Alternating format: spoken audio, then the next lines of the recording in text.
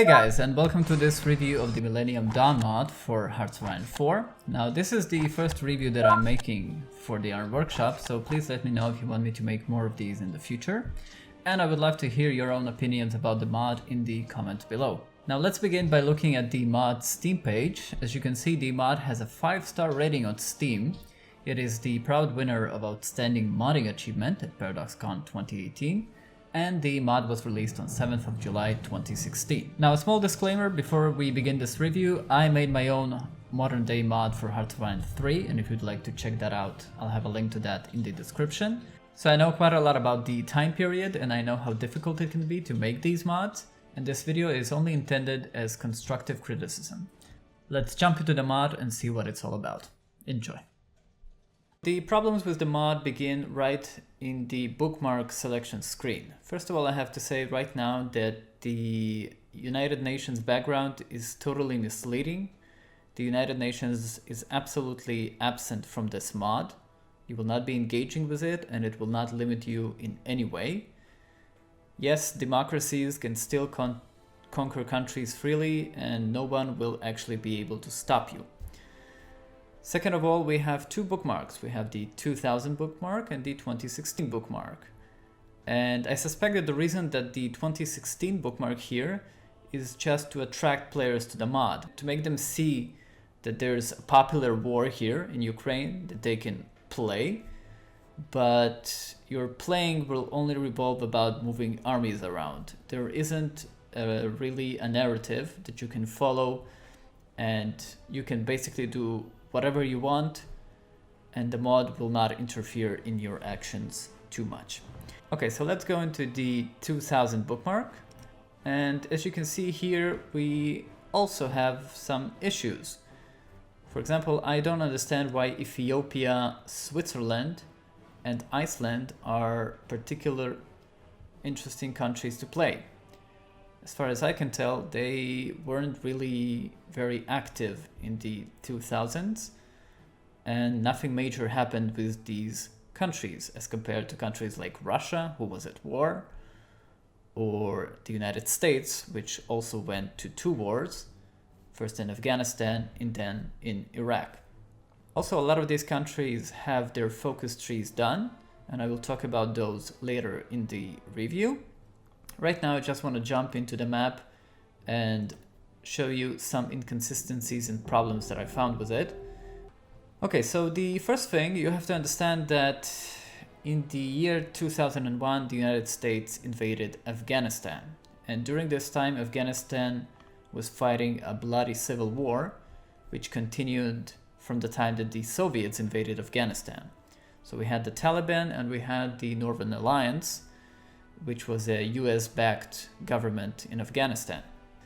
But in the mod, it's not represented at all. Afghanistan is actually a peaceful land, living its happy existence under extreme Islamic law. And that is very unfortunate because there is no build-up to the invasion of Afghanistan. As the USA, you have a bit less legitimacy, besides the 9/11 events, to invade Afghanistan, to help your allies there, to do nation building, to create a new form of government, which part of the population of Afghanistan were for, and were fighting against the Taliban. So you don't have that. Also, you will notice that we have Chechnya, and for some reason at this point Chechnya is not at war with Russia, and they should be, because the war in Chechnya was actually going on even before Putin came into power. Also, Africa is quite peaceful as well, despite many countries having civil wars, like the Ivory Coast and Liberia. So nothing like that is also represented in the mod. And the Israel-Palestine borders are also quite strange. I'm not sure what this is supposed to be, but making borders in Hearts of Iron 4 is a bit more difficult since you have these gradients instead of straight borders, but still this looks quite weird. One more thing that I want to mention about the map is that they've made Gibraltar a very small province, And I understand why they did that, because it is more accurate, but there is a reason why it's such a big province in Hearts of Iron 4. And the reason is that if you have two armies fighting here, or if you build buildings in Gibraltar, then you don't really have proper space to place the combat animations and all the sprites. Obviously they haven't considered that because this province is very small, it will not be able to fit all of that. Surprisingly, they didn't do the same thing with Singapore, which is also oversized and not really a representation of the real life Singapore. Alright, so the next thing that I want to talk about is the distribution of resources like oil. That is done well, and most countries really are dependent on Arab countries for their oil imports. If we look at oil here, you see that countries like Iraq, Iran, Saudi Arabia, and the United Arab Emirates, as well as Kuwait, have the majority of oil. So that's definitely a good thing. Also, we have Transnistria, which is often forgotten in Total Conversion mods, but here it is present. It is not a puppet of Russia for some reason. I'm not sure why that is. It only gives it access and it has a guarantee by Russia. Now, I haven't been to Transnistria, but I think it qualifies for a complete puppet since it is 100% dependent on Russia even today. Also, the Bosnian borders are done quite well, with the Serbian-backed Republic having its own provinces set correctly. Okay, the next thing we'll talk about are the graphics. So the graphics are done quite well. Most countries have their ministers. Actually, almost all the countries in the game have ministers, and that is a tremendous work that has been done on the mod, so kudos for that. Also, the pictures for the technologies have also been done quite well. You have a lot of technologies, and this is something that I'll talk about a bit later in the review as well. But as a general rule, the tech pictures are, well, they're not very special. They are what you would expect to have in a mod like this, but they are done quite well, and I actually like how they look. Unfortunately, the doctrines have remained the same as they are in vanilla, so their pictures have not changed as well. The same thing can be said about the focus trees, which I will talk a bit later as well. But the graphics for the focus trees are nice, at least where they have been changed. As you can see, not everywhere the focus graphics have been changed, but in some of these places, like for example here, it has been changed and it looks quite good. So somebody has been doing quite good work on that department. One last thing that I would like to mention about the graphics is that the generals for your armies also have their pictures done. And not only for the United States, but also for countries like Germany, the United Kingdom, Russia, China. So that is also a very good job on the part of the development team. It's much nicer to play with having these generals here in color and shown in very good quality. One bad thing that I can say about the graphics is that as far as your political advisors go, these have also been changed and they're totally a hit and miss. Some of them look decent, but some of them look quite bad. Also, countries like Russia don't have their minister political advisors pictures, and they use the vanilla ones, as well as other countries as well, and that's too bad. But considering how many of them you have, which is, in my opinion, not a good thing, that is somewhat understandable. Also, the sprites in the game are the vanilla sprites, so although you're fighting with modern armies, the sprites that you'll be seeing on the map are World War II tanks, soldiers, and motorized infantry, planes. All of that is the same as it is in vanilla, and that hasn't really changed. A very strange choice about the graphics was done regarding to events. So I'm not sure why, but events have this plain white background with a picture in the middle, and the vanilla option that you can click to dismiss the event. It looks very plain. I don't know why they haven't changed it to at least, I don't know, maybe they could have at least kept it the way it was in vanilla, since it looked better than it does here. Okay, now let us talk a bit about the content that the mod offers. One of the things that the mod will offer you is an endless spam of worthless events, which the player doesn't really need to be aware of, and which are just popping all over the screen. Now be sure that a lot of these events have nothing to do with the running of your country. And on top of that, these events even penalize you in many cases when they probably shouldn't do that.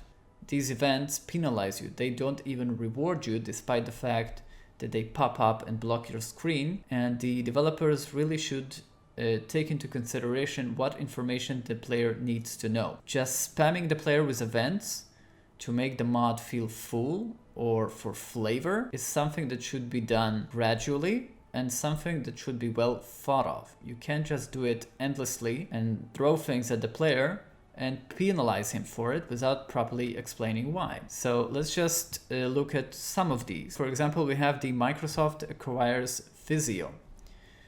And there are two options here. So apparently the government somehow gains political power by Microsoft buying another company. I don't really understand how that works, especially in a capitalist, hands-free economy like the United States. So we can also prevent that. I mean, I do understand that the government can prevent mergers, but is this really information that's relevant to the player, to the running of his country, to deciding upon his diplomatic actions, military actions? This is a completely worthless event that shouldn't really be here. Another one is that America Online merges with Time Warner. Another one of these where you really shouldn't be involved. Let me just let the game run and we'll see a couple more of these. This one is a good example. So apparently Alaska Airlines flight 261 has crashed, and because of the tragedy you lose 20 political power. Now 20 political power is a significant number in Hearts of Iron 4 terms. Is this really the amount of punishment that you really want to give to the player? Because a flight of a commercial company crashed somewhere? Why should the government lose 20 political power? It doesn't make any sense. And the mod is full of these events. And here's another example. So it's obvious that the developers of the mod haven't really decided what role the player takes within the government. As far as Hearts of Iron 4 concerned, we are the head of government, the head of state, right? So we control the military, the politics, and foreign relations. But here we are suddenly a judge on the Supreme Court. Again, United States versus Microsoft. And we can actually decide guilty or not guilty. Why does the player need to see this? It doesn't make any sense. This is another worthless, presumably flavor event that serves no purpose. And this is a mod that has some lag issues. And one of the reasons it has that is because of bloated content like this that doesn't need to be there. You will notice that in vanilla Hearts of Iron 4, you don't have as many events, and there's a reason for that. Because the developers know about the limitations of the game, and they want to keep things as smooth as possible. This cannot be done with this spam of worthless events like these. Now, of course, you can say, okay, well, you can just decide that you don't want to see the event. You can just block it and then it will not bother you. But the thing is that if you do that, then the game decides which option the event will take for you. And then you might lose some political power or stability or war support without actually realizing why. Events should always have some kind of meaning. Yes, flavor events are fine, but you can't have too many of them because then they lose their purpose. More pointless events. So this is an interesting event to learn from. So we have USS Cole bombing, which explains that the USS Cole was bombed in the port of Yemen. But interestingly enough, the ship is not really present in the port of Aden in Yemen. In fact, there are no American ships here at all. So it's a bit odd that the event says that without having the ship here at all. And this is an example for just another filler, right? Where you have these events that have been put into the mod to give the impression that the mod is full and has real content, when in fact it doesn't. This is another interesting event. So the American Secretary of State goes to meet a foreign leader, and not just some leader, but Kim Jong-il of North Korea. And this is just thrown at the player as an event. So apparently the player didn't send her there. He had no control about her going there. And he even has doubts about if it's going to work out or no. Another filler that serves no purpose, has no meaning, and is just there to throw something at the player. It's a bit ridiculous. And now we come to the election of 2000, where we can select who will be the next president of the United States. We can either go with George Bush or Al Gore. Now, surprisingly, one of the most important events in the game, which will decide the course of the United States for years to come, doesn't have a picture. But let's say that I'm going to go with Al Gore. And now he's my president of the United States. And now we have the defining moment of American politics for a decade, the September 11 attacks. And what, you might wonder, is the effects on the government of the United States for letting terrorists hijack planes and crash them into the World Trade Center is? We get an event, we pray, and we get stability and political power from having the United States attacked by terrorists. Say what? And now we get to make a speech about the war on terror, and the whole incident of being attacked by terrorists seems to have gone quite well. The American state is actually stronger after these attacks. Now you will remember that I actually elected Al Gore to be my president, but it's good to see that Dick Cheney and George Bush are still taking interest in the country and discussing the war in Afghanistan. Good for them. Now, once we declare war on the peaceful nation of Afghanistan, which has no problems and no civil wars at all, No. our forces are spawned inside of Afghanistan. Now, personally, what I would like to see is American troops stationed outside on the borders of Afghanistan, and of course you, the player, having to make some concessions to allow countries like Pakistan to let your troops be stationed there, and then you can actually choose where you want to attack the Afghan state from. Republican Space Ranger! As you can see, the developers have taken that choice for you, and you are just being dragged into combat. Now let us talk about a bit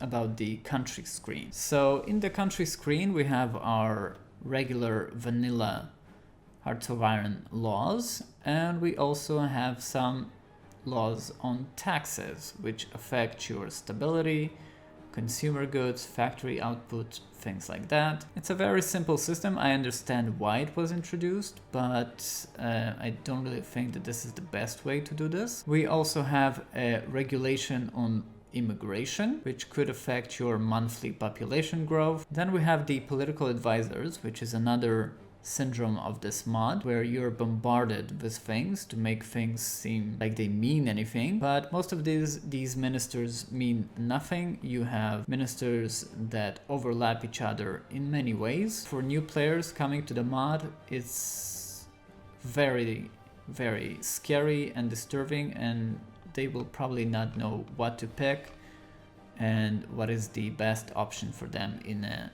given scenario. There is a reason why Hearts of Iron 4 has a very limited number of political advisors, and that is because ultimately what they do is 1, 2, 3, 4, and that's it. You don't really need more of them. Here we have something called Popularities 1 and Popularities 2, which is not really explained why it's completely empty. Why is it here? I understand why it's here. It's done so that politics in the country have some drifts and they move around. But this is something that I think that could be hidden from the player, since they can't really change it anyway. They can't really move these or do anything with them. So why show it to them in the first place? Another thing is that you can see that in this mod you have a lot of political parties. Now please note that while this looks something very impressive, you have to understand that for each of these you need a flag, a unique flag, and yes, I can promise you that most of these do not have a unique flag. And for each of these you also need ministers who are representing that country, which is also an impossible task to achieve since not all countries really had all of these factions within them. And in many cases, I can assure you that you will see countries that have a political party which was not planned for, and then you will probably have a standard filler politician ruling the country. This is one thing that this mod does very well. It's full of fillers to give you the feeling that it has content, more importantly that it has meaningful content, but it doesn't. All this content is very shallow. It is only here to attract you, to make you feel like you're playing something, but in reality it is empty. And this brings us to the focus trees. So the focus trees for the various countries have apparently been made by different people, so don't worry, most of them don't have a clear structure, in that you can't really look at the focus tree of one country and more or less orient yourself in how this focus tree might look on another country, right? So for example, here in the United States, all the military aspects are on the left, and in the Russian focus tree, they're on the right. This is just one example. Also, a lot of these are inconsistent with other aspects of the game. So for example, I have decisions regarding my diplomacy towards Palestine, and that obviously triggers an event. I can support Palestine, but in the focus tree I will still be able to go and continue with American support for Israel, despite having the other option, which is recognize Palestine. But this one, it's not limited to the decision that I made before. Overall, the decisions aren't really optimized for the mod, and it's obvious that when this system was introduced into the game, they didn't have as much time to adjust it and to make it meaningful, make sure that everything relates with each other in the mod. As you can see, the Russian focus tree is much smaller than the American one, obviously received much less love and attention, and once you've gone over it, there really isn't much for you to do. Don't worry, the United Nations is completely absent from this mod. It will not stop you, it will not block you from doing anything, and it is also not present in the focus trees in any way. Another thing that I want to mention about the 2016 bookmark is that Russia apparently has an option to join the European Union with a simple decision. So once I click this decision, Russia is a member of the European Union. Very smooth, very easy, and at the same time you can continue to support the separatists in Ukraine. Joining the EU doesn't stop Russia from supporting the invasion of a sovereign European country, and neither is holding Crimea. Okay, so to summarize, the mod has a lot of content, but most of it is shallow and is on the surface. So if you try to interact with it and expect things to go deeper, you will be deeply disappointed. A lot of this stuff is fillers.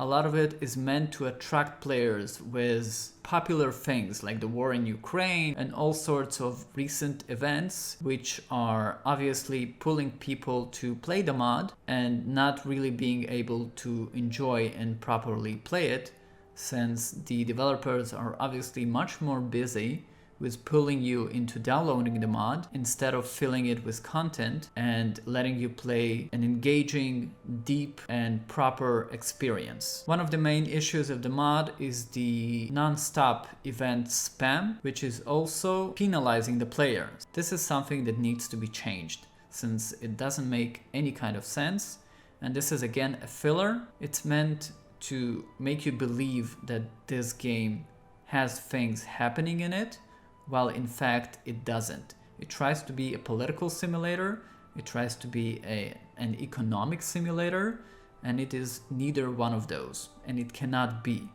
And the developers need to understand that they don't need to make this mod something that it shouldn't be. Focus on the strong points. Focus on the military aspects. Focus on diplomacy. Don't try to make it into a Victoria, which is more focused on economy and peaceful engagements that the game itself just doesn't really allow. So another filler that we have in the mod are the focus trees. A lot of them are quite full. They have on the surface a lot of things for you to do. Most of them will not have any effect. You will just click that. It will give you a pop-up message that something supposedly has happened, and that'll be the end of that. There are no repercussions to your actions with the focus trees.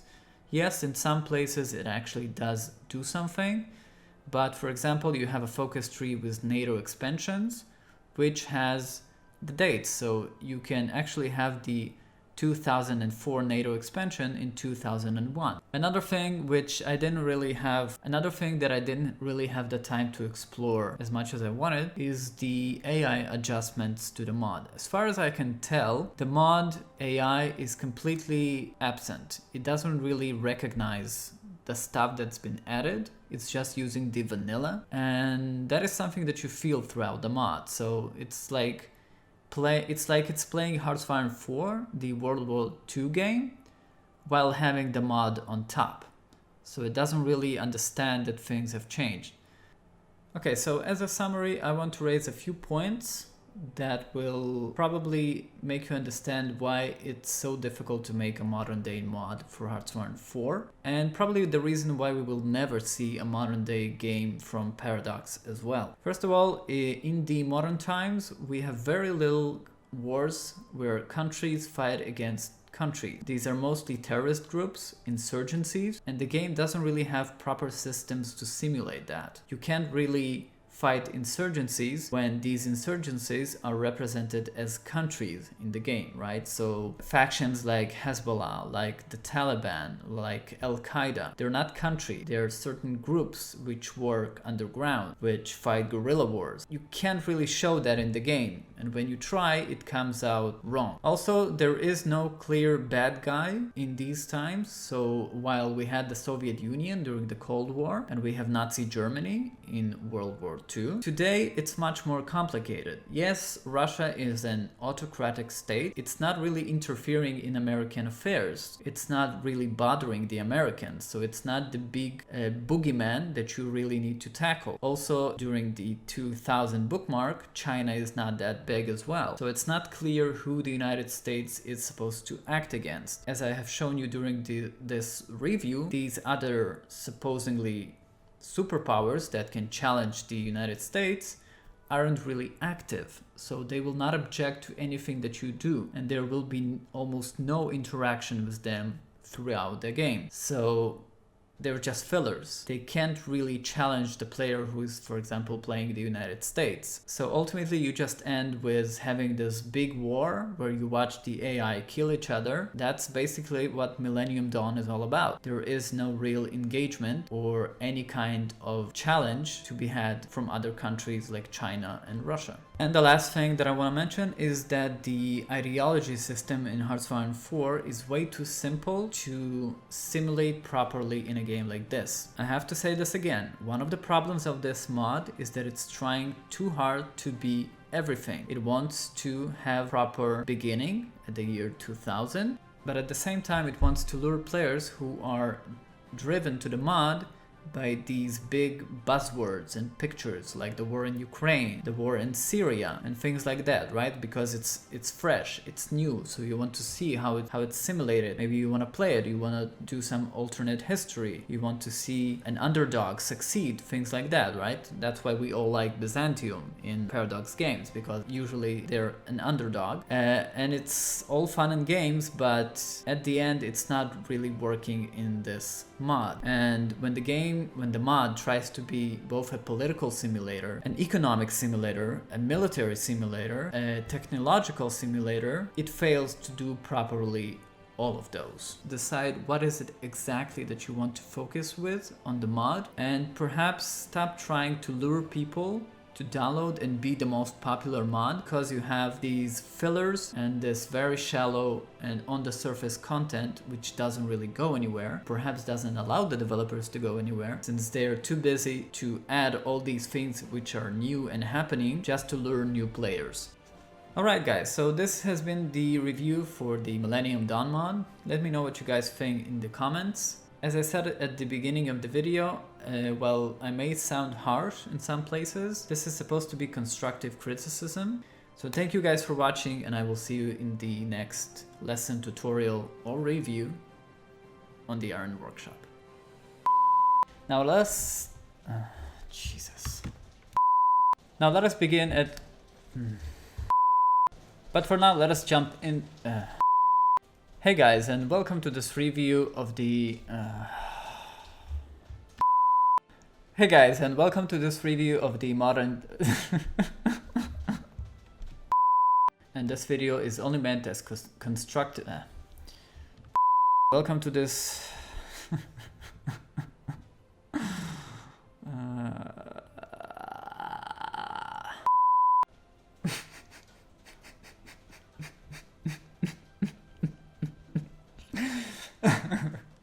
God, mijn tijd is ik Okay.